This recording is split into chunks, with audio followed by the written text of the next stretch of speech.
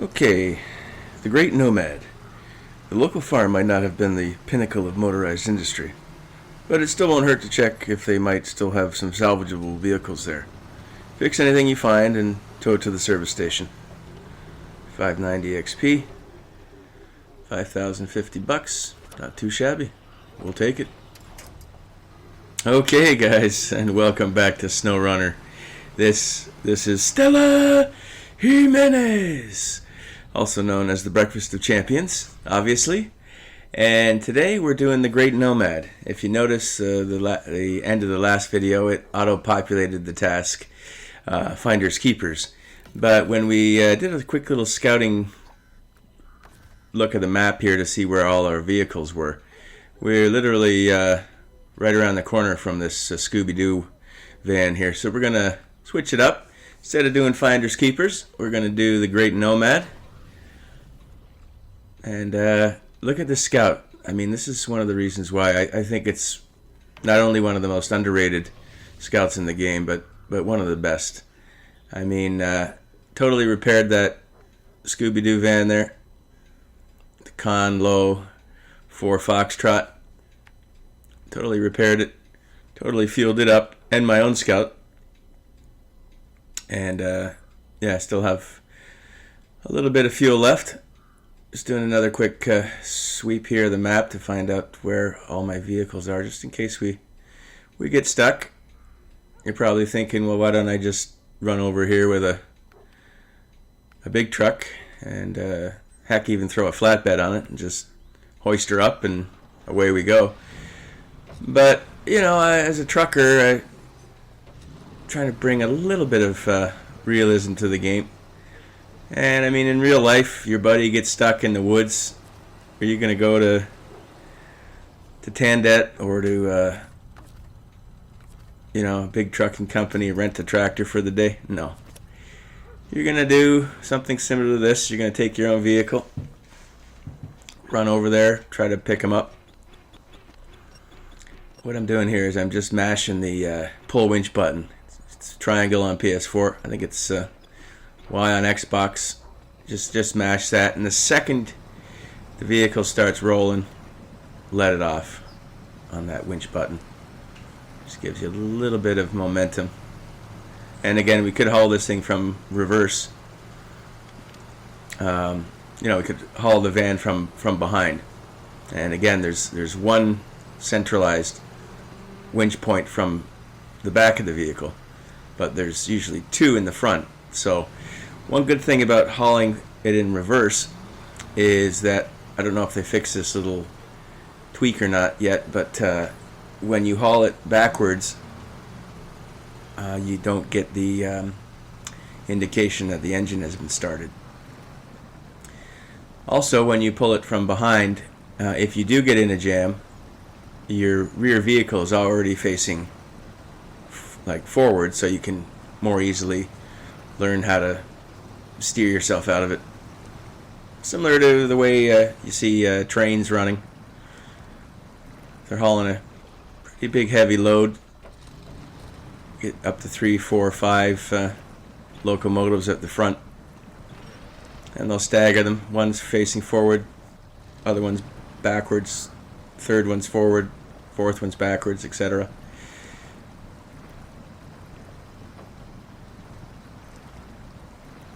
That just helps out a little bit in case they do have to reverse. Throwing all 5 locomotives in reverse. Not good. Come on. Come on. Alright. Yeah, Scout's a little more topsy-turvy than the other vehicles. Obviously, the nothing beats the Tatar in there. Pretty low center of gravity. This thing with the lift kit and these big mudders, pretty top heavy. But we got that autonomous winch, so we're okay. I don't know why I came over here. Gotta go back over here. And again, I like to do this, just plot the entire course before we head out.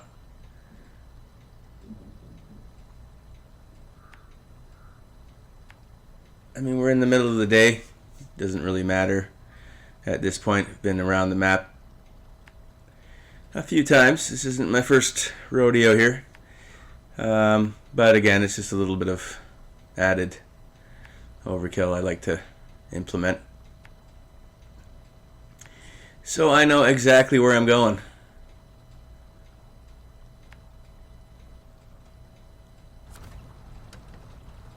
Alright, I gotta go over there, okay.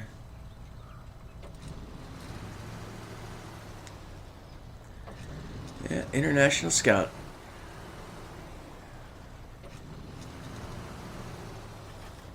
This looks like 1970s Scooby-Doo van, sort of. Same color scheme. Just missing that splash of orange on the side.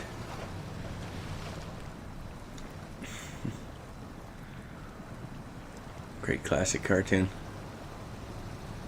Still going strong today. And here's another reason why you want to repair the thing 100% before you move it. I could have just, like I said, I could have just got a tractor and hauled the thing over and worried about all the damage when we get to the service station. But when you repair it first and then haul it, like when you complete stage 1 first, see the damage we're taking on the vehicle. It's not showing up because we've already completed that portion of the task.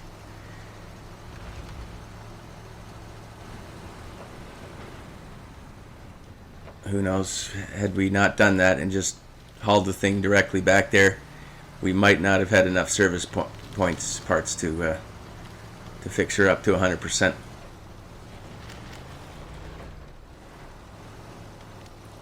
And there we go.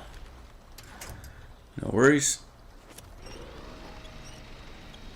And it is just that easy, people, with the autonomous winch.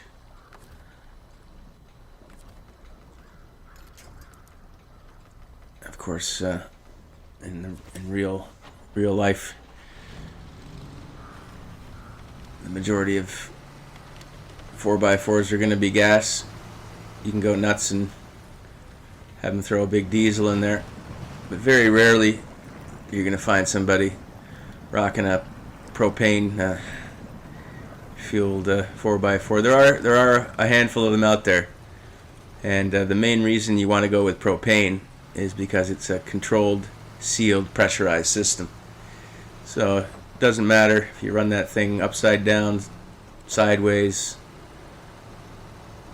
it'll run no matter what.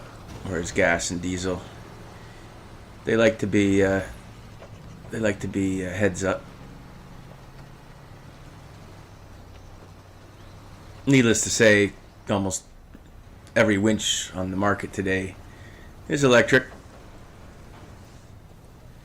So I almost wish there was a little battery indicator on this main screen here, where when you use the winch it would deplete your battery, but that's alright.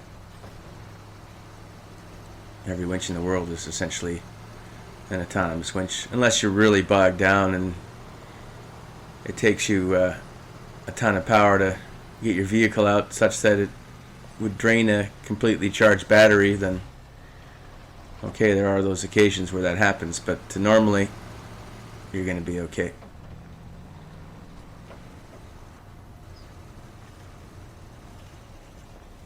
Craziest thing I ever saw was a few years ago up north on the power line trail, and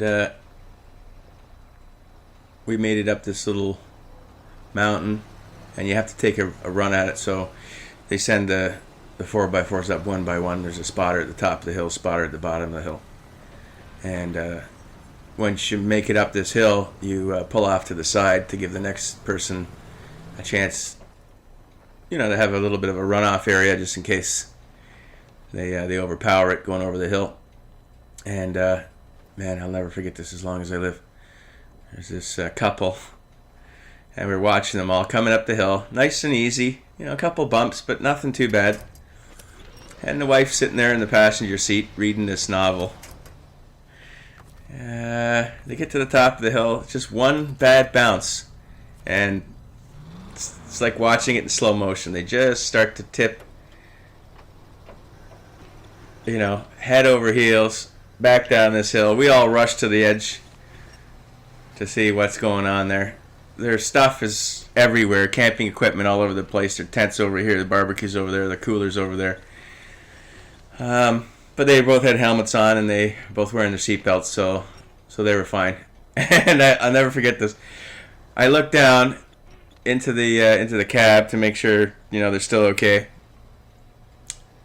and the wife still has her book in her hand. So must have been a pretty good read. She got one hand on the holy bleat bar, and then the other hand, white knuckling that novel. But they were all fine. We got their vehicle tipped over. No time. It took a tiny bit of damage to their roof. They have a hard top on the Jeep, so they were fine. But just looking over, and the first thing I see is that lady clenching onto that novel for dear life. That's we had a good laugh later on at the campfire. It's pretty good. Come on. Again, you just want to tap that button, and then you want to scrub the ground. You go all the way left and all the way right and all the way left. That's called scrubbing. Not really trucker slang, but definitely 4x4 slang. Now, as soon as you got a taste of momentum and you're going down a hill, you want to throw it in high.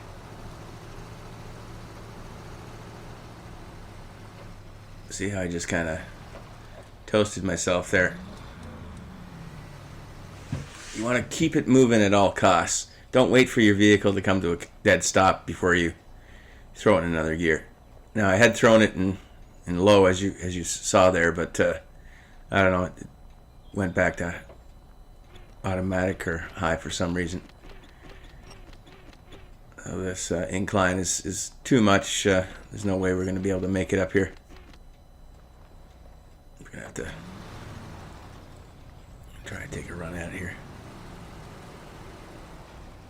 No.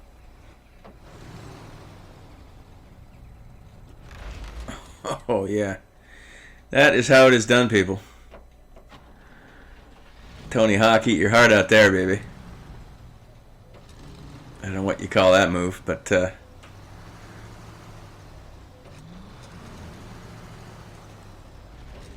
90 method air into a reverse Bluntslide. I don't know, but that works. No, we're not gonna do this. All right, we're just gonna get over the hump, reconnect.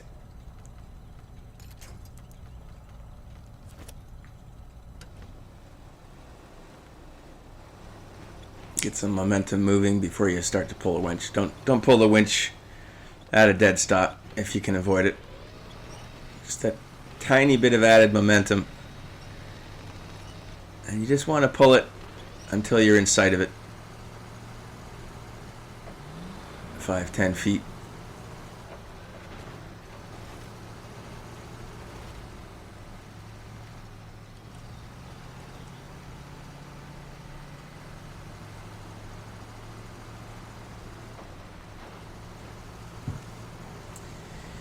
Yeah, only got a few more tasks to do and riffs, and then we're pretty much done.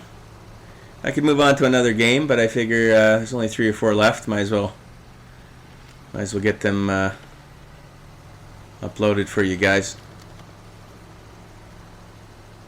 Nothing worse than watching a whole series and then what the heck happened to the three remaining tasks? In fact, the TV, most TV shows are geared towards that. Hence the cliffhanger. They're not going to give you everything. They're going to make you wait until season 2. Yeah, back in the day, before Netflix and all this, we had to wait like a week usually between episodes of our favorite shows just to see what was going on. Now most people just wait for the whole entire season to drop and then watch it all at once.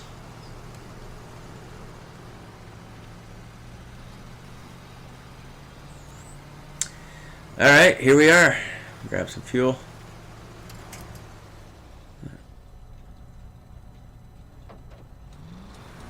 I guess I can't fuel that up.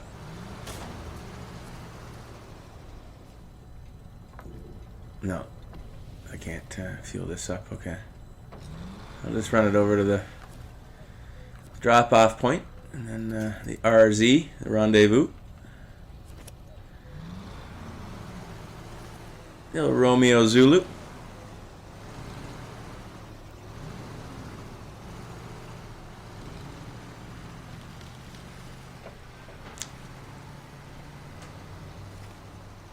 Yeah, nice little mission. In the bag. Alright. 590 XP.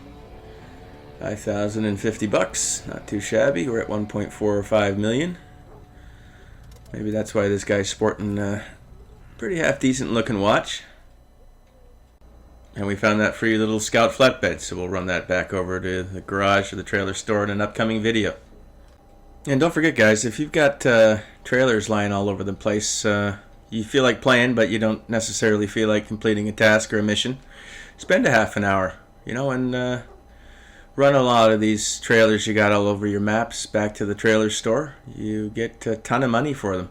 You're literally sitting on a gold mine here.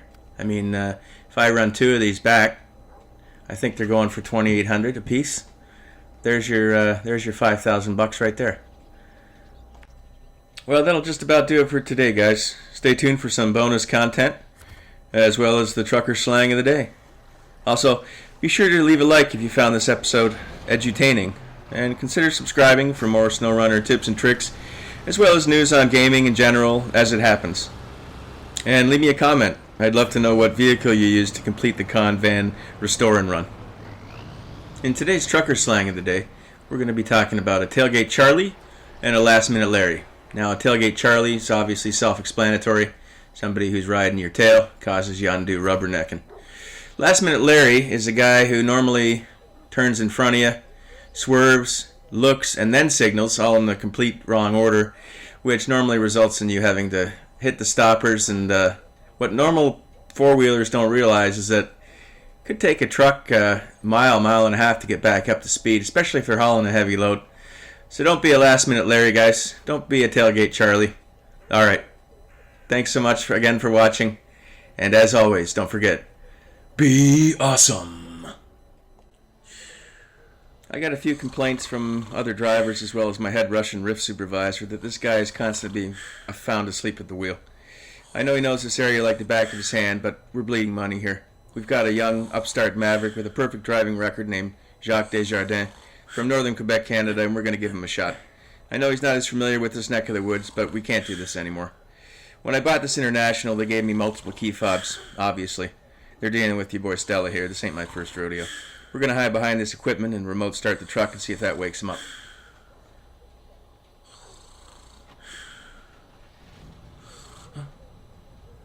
Huh, that finally woke you up? Guess what, bud? You're fired.